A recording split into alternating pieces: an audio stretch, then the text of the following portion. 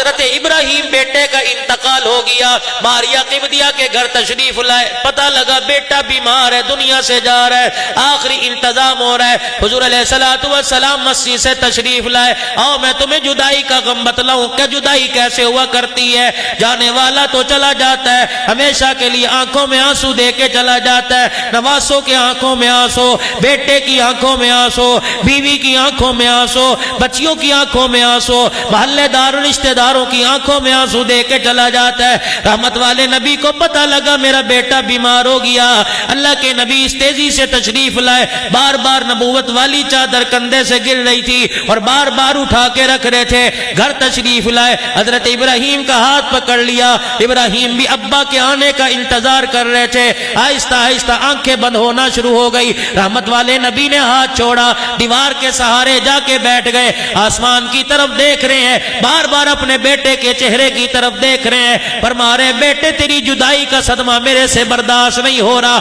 اما عائشہ قریب آ گئی، رحمت والے نبی کا گھٹنا پکڑ کے کہنے لگی کملی والے اللہ نے ہر نبی کو ایک دعا دے رکھی ہے، اس دعا پر مستجاب الدعوات بنا رکھا ہے، جو دعا اپنے لیے کرے اللہ قبول فرما لے۔ آپ آج ہاتھ اٹھا کے دعا کرو اللہ آپ کے بیٹے کو زندہ کر دے۔ رحمت والے نبی نے جلدی جلدی اپنے آنسوؤں کو صاف کیا، عائشہ اللہ تیرا بھلا کرے، دعا میں بیٹے کے لیے بھی کر سکتا تھا لیکن وہ دعا میں نے اپنی امت کے لیے بچا کے رکھی ہے۔ اما عائشہ عرض کرنے لگی کملی والے وہ دعا آپ کب کرو گے؟ فرمانے لگے اے میری گھر والی قیامت کا دن ہوگا جب میں دیکھوں گا میری امت کا فیصلہ ڈاواں ڈول ہو رہا ہے، میری امت جہنم کی طرف جانے لگی، اس وقت ہاتھ اٹھا کے دعا کروں گا اللہ آج میں محمد کی دعا قبول فرما، ہر کلمہ پڑھنے والے امتی کو جنت کے اندر پہنچا دے۔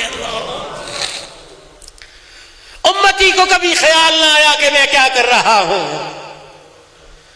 ادھر حضور کے حاضر ناظر کے عقیدے رکھتا ہے، ادھر حضور کے نور ہونے کے عقیدے رکھتا ہے، شرم نہیں آتی اللہ کی قسم، باپ کے سامنے سگریٹ پیتا شرم آتا ہے اور نبی کے سامنے زنا کرتے شرم نہیں آتی، نبی کے سامنے چوری کرتے شرم نہیں آتی، ادھر کہتا ہے حضور ہر جگہ موجود ہے، اللہ کی قسم زمین پر اللہ کی نافرمانی تجھے کرتے شرم نہیں آتی۔